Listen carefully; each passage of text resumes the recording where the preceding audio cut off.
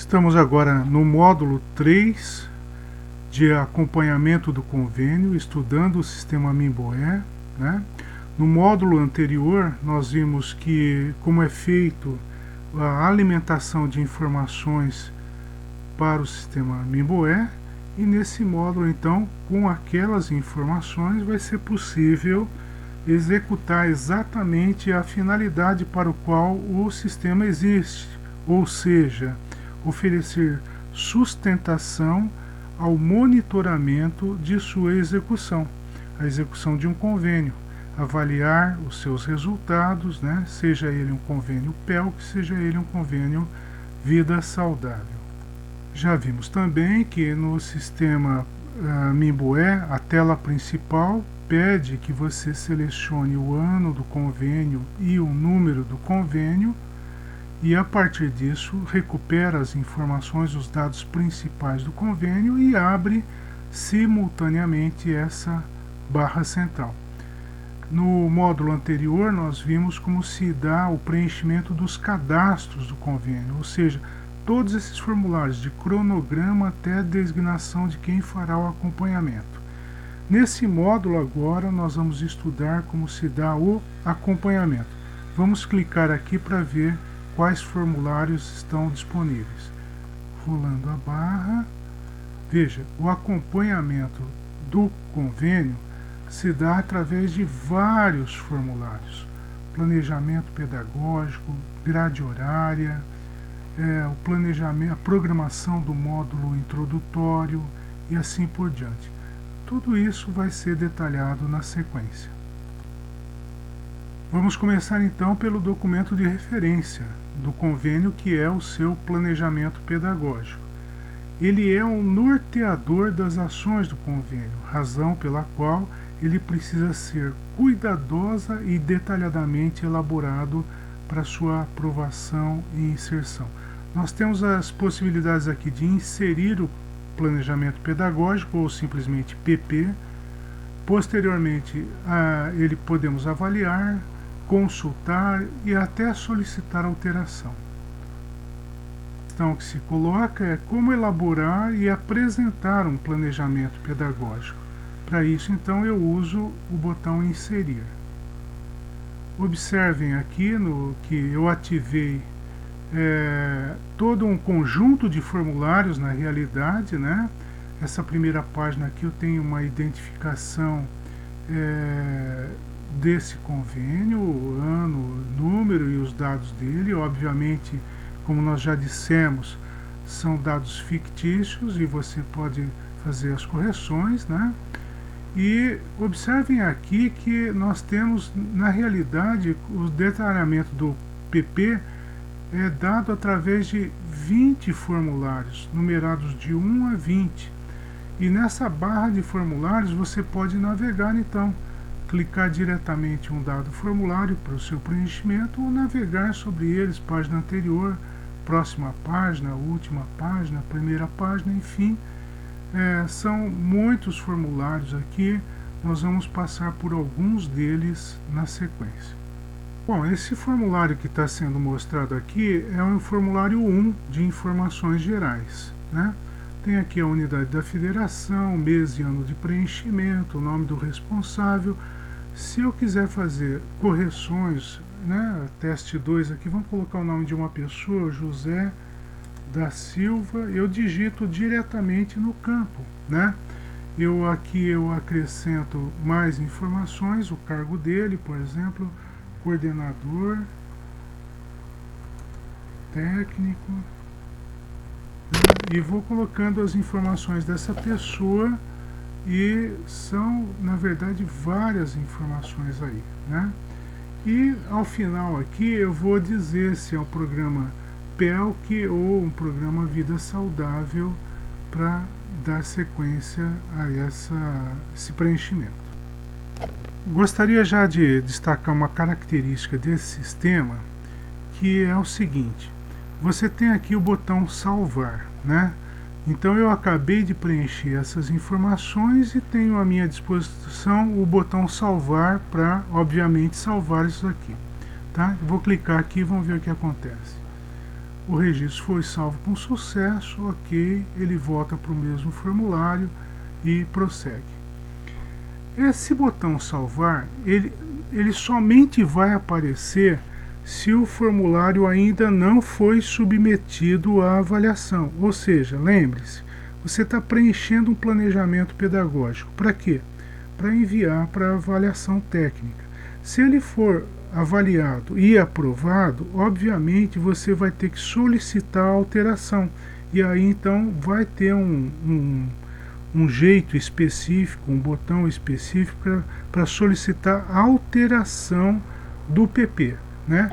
Aqui nós estamos num estágio então de preenchimento inicial, como se ele fosse um rascunho.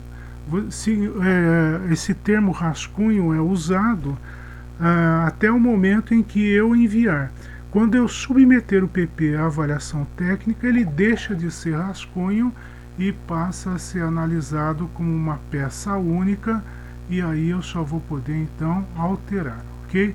Então, se ele estiver nesse estágio inicial, até eu remeter ele para análise, ele é considerado rascunho. Vamos prosseguir aqui então num outro formulário. Vamos ver o formulário 2 aqui. O formulário 2 precisa fazer alguns ajustes aqui, né?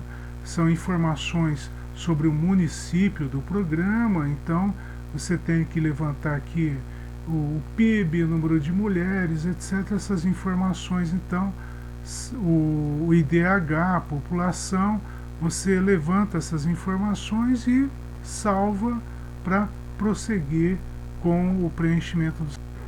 Bom, nós temos 20 formulários, não vou passar os 20 aqui, eu vou fazer alguns destaques aqui, alguns formulários que eu julgo serem interessantes. Vamos pular lá para o formulário número 13.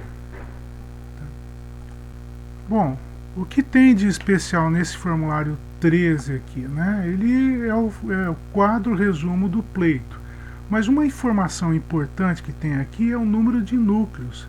Veja, esse convênio, se ele tem 20 núcleos, eu vou ter que fornecer informações para cada um desses 20 núcleos mais à frente. Então, isso vai ter repercussão no preenchimento das páginas seguintes. Eu vou clicar aqui a página do formulário 14 para a gente ver qual é a repercussão daquela situação de ter 20 núcleos, né? Observem que esse formulário 14 é o formulário de informações sobre núcleos e subnúcleos, né? Então ele vai ser itemizado aqui. Por exemplo, 14.1 vai ser o nome do primeiro núcleo, né? Vamos trocar aqui núcleo 1. Lembrem-se que tem 20 aí, né? O status dele é ativo, né? Eu vou preenchendo as informações aqui. Vamos rolar a tela um pouquinho aqui, né? Mais adiante vocês vão perceber que o 14.1 agregou mais um subitem aqui, que é o subnúcleo, né? Então lembram-se, esse formulário é de núcleo e subnúcleo. Se eu estou fazendo o preenchimento do formulário do núcleo 1, agora eu vou ter que preencher também informações de seus subnúcleos. Bom, então, repetindo aí, né, nós temos informações de núcleos e subnúcleos. Nós temos muitas informações sobre um dado núcleo, não apenas o nome, evidentemente, espaço, CEP, etc. Vamos ter aqui mais dados que você vai pontuar, né, se a prefeitura oferecerá auxílio deslocamento, deslocamentos para eventos. Você vai preenchendo esses formulários, né, específicos para o núcleo. De repente aparece informação do subnúcleo, né? Subnúcleo, vamos digitar esse campo aqui, subnúcleo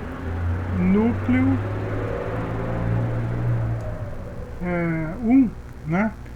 Naturalmente núcleo São João, subnúcleo São João 1, alguma coisa assim, né? O pessoal vai criando esses nomes aí, dando o status do subnúcleo, se ele está ativo ou não, preenche os dados, né? Vem de repente o subnúcleo 2, né? Aqui nós já temos um núcleo 2, né? Deixa eu ver aqui, ó, nós temos aqui seria o subnúcleo 2, tá? 14.1.2, subnúcleo 2.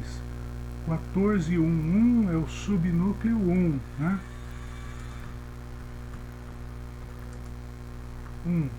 E então, para cada núcleo, para cada subnúcleo, nós temos uma série de informações a serem preenchidas. Uma coisa que eu gostaria de destacar, que está lá no início do formulário, é uma informação importante. Ó.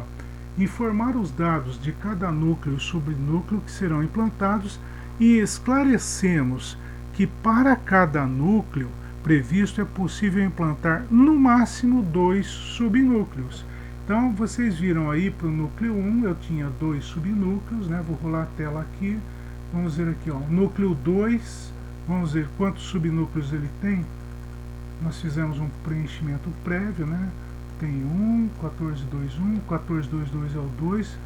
O núcleo 3 está aqui, vamos ver quantos subnúcleos tem esse...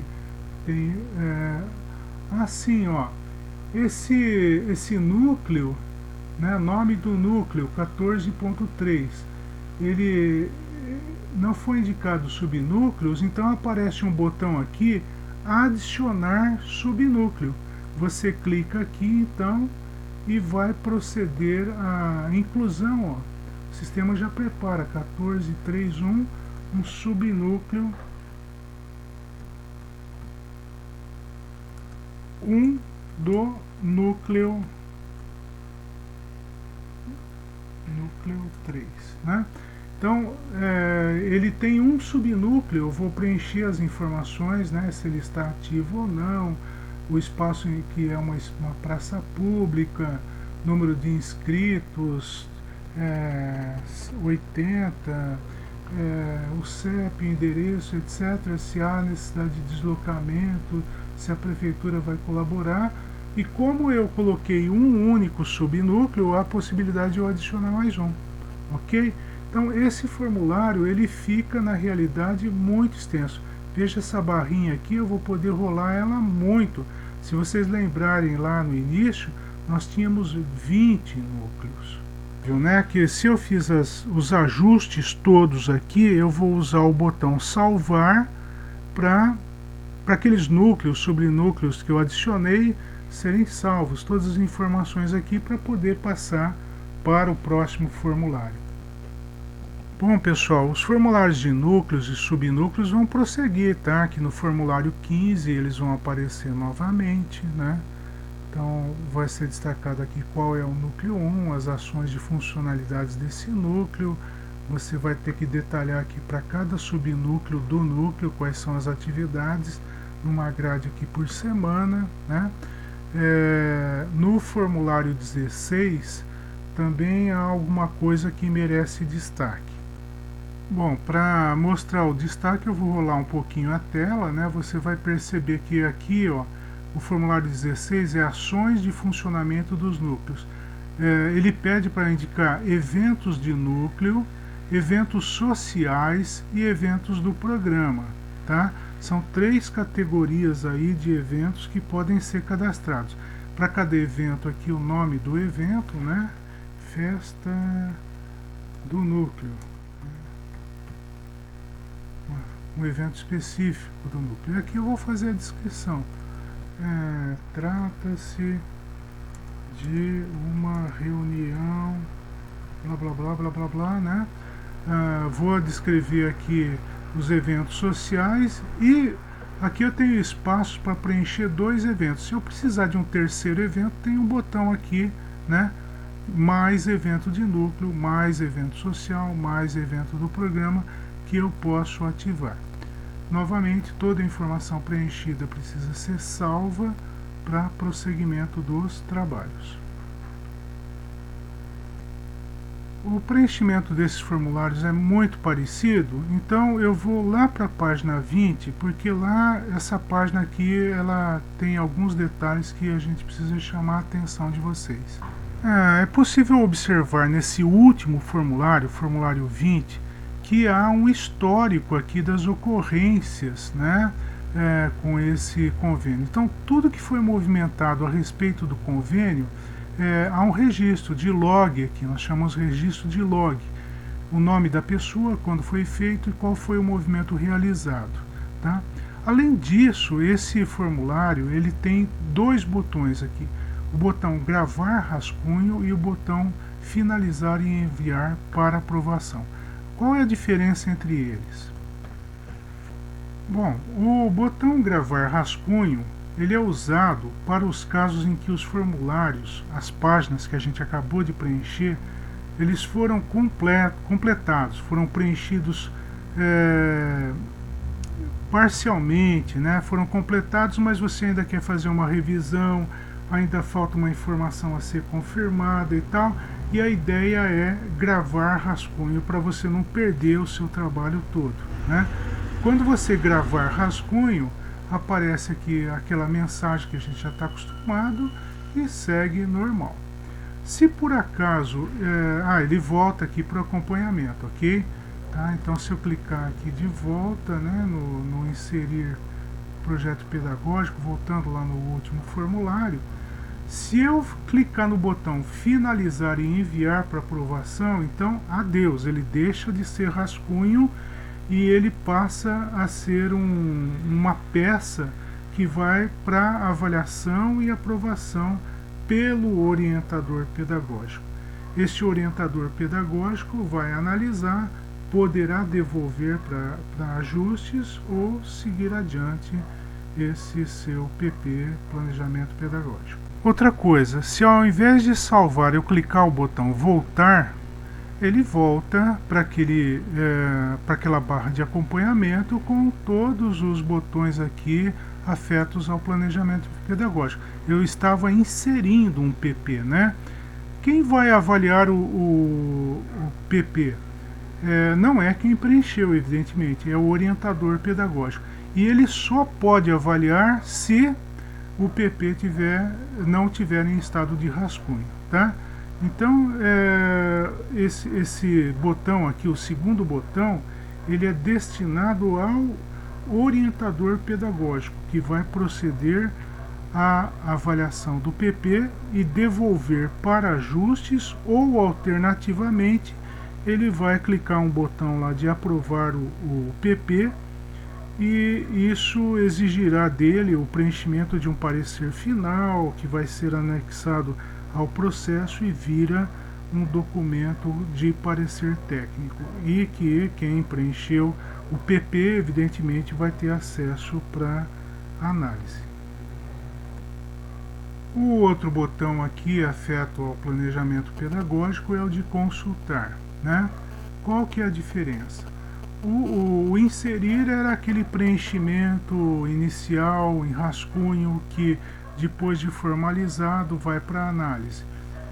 O consultar é praticamente aquilo que a gente tinha visto, só que eu não vou poder salvar, né? Veja que o botão salvar ele sumiu daqui, eu só vou poder consultar esses campos, não vou ter a condição de salvar, tá? E o solicitar alteração é um botão então que, quando ativado, né, significa que eu já submeti o meu PP e tal, e quero fazer ajustes. Ora, isso vai exigir que eu preencha um formulário aqui de até 1000 caracteres com justificativas pertinentes. Por que eu vou alterar, o que eu vou alterar, e vou solicitar essa alteração.